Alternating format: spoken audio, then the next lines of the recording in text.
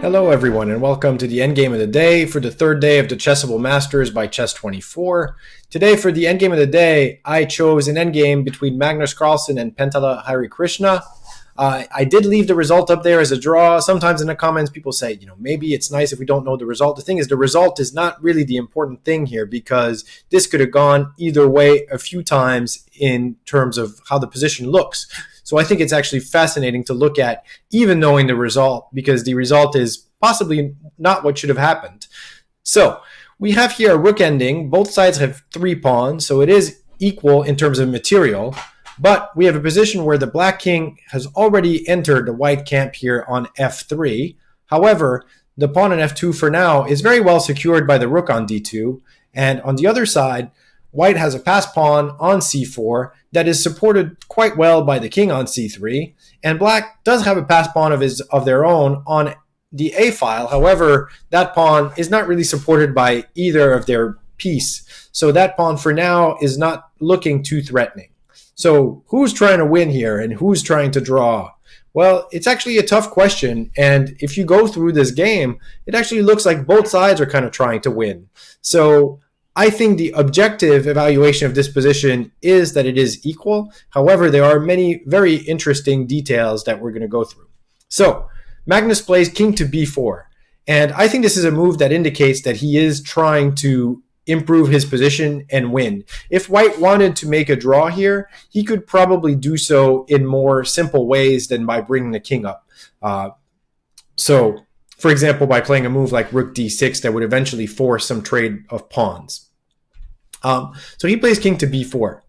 Now black plays rook b7, and that is probably the only move to hold this game. And this is somewhat typical of these rook endings. You don't want to let the pawn simply make progress with a passive rook in front of the pawn. Generally, you want the rook to be active, and that can be an active rook behind the passed pawn. For example, if you could dream of this rook coming to the c1 square, that would be a more active square for the rook than rather than be in front of the pawn, be behind the pawn. The other thing is that often when the king starts to help the pawn, you can give it some checks to sort of force it to go to a bad square. And so that's what he does here. And none of the other moves seem to work as well. So for example, if black tries to play e4, and this is important in this endgame, the threat of e3 by itself really doesn't do anything. So it's not really a threat. And in fact, here white could make progress. And if you play e3, we simply take it. And the problem with this move is that now there's actually no way to get to this g3 pawn. So after white plays rook c2, if you try to go king f3, rook c3, this pawn is defended forever. And now white will be able to play c6, king c5, and make progress. Or they could play king b5 and then c6. Either way, here black is basically reduced to passive defense, so they don't want to play that. So he plays rook b7 check, the right move, king c5. The king is trying to come to d6, from there it will be able to support the advance of this pawn. But black plays e4. And that's a move that's very aggressive, and we'll see why. If black wanted to play it safe here, a move like rook c7 was actually possible. And this is what we were expecting when we were watching this game. The idea of it is that you can't play king d6 here because the pawn on c4 hangs. You can't play king d5 because there's rook d7, and that's a skewer. So that means the king has to stay on the b file. So the only move that tries to make progress is king to b5. And now black can try a6. Again, the idea is to try to send the king to a bad square.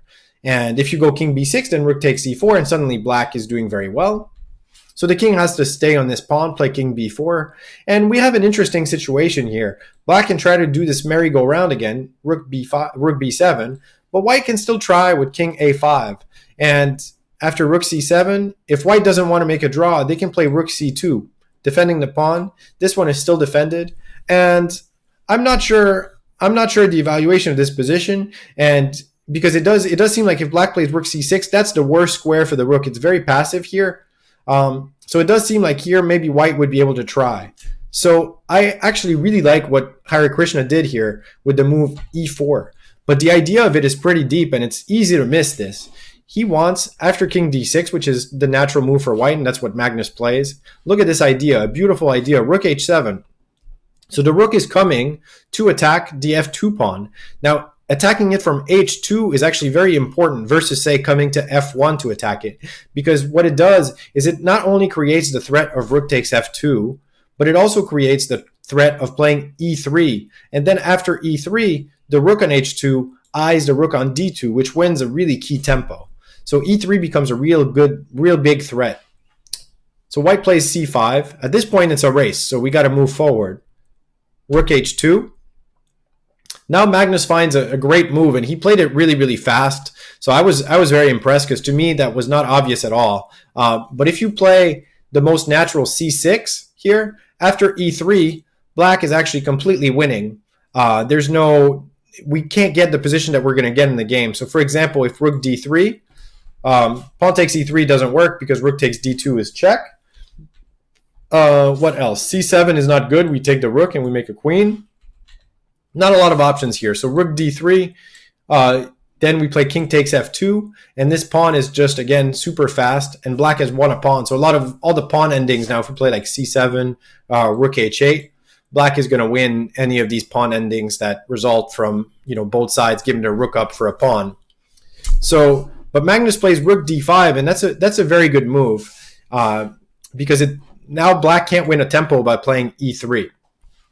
He's got to spend a tempo to capture the pawn. So he plays rook takes f2. King takes f2 would also have led to a draw. Very similar variation to the game, actually, with rook d2 check, king takes g3, rook takes h2, king takes h2.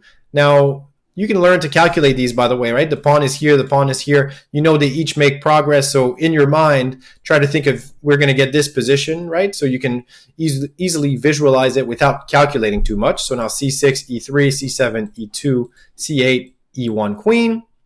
And now we reach actually the same position that we're going to get in the game after queen h8, king g2, queen takes f6. A queen ending. Of course, black can try to win, but as we'll see, this position is a draw. Especially so because the king is already so close to the pawn. I think most of these are actually draws, but we have to look. You can look with something we call the table base if you're not familiar with a database that has all the possible positions down to a certain number of pieces. But in the game, Pentala plays rook takes f2, which is a slightly better try for black to try to win. Rook f5 check. That is more or less forced. I guess c6 might also end in a draw because you can transpose e3, c7, rook c2.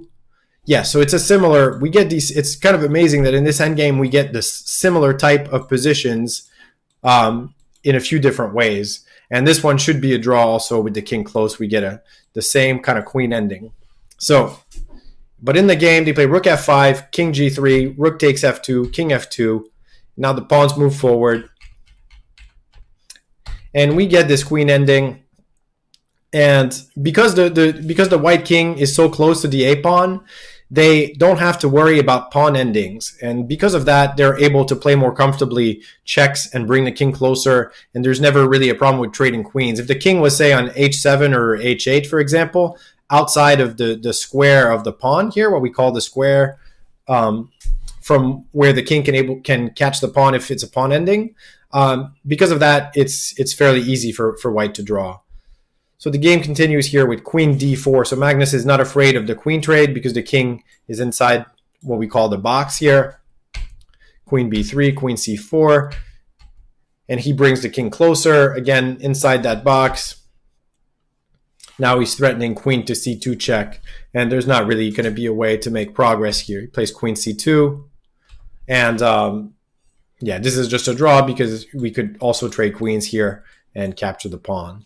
So this rook ending does end in a draw, but it was sort of fascinating that both sides, it seems like white was the one at the onset playing for a win, but then white had to find this key move in this position, rook d5, which is not a simple move in order to hold. All the other moves would have lost.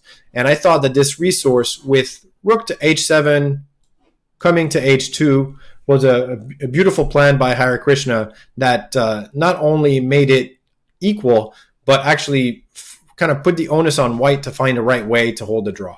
So with this is today's endgame of the day. I hope you enjoyed it, and I will see you all tomorrow.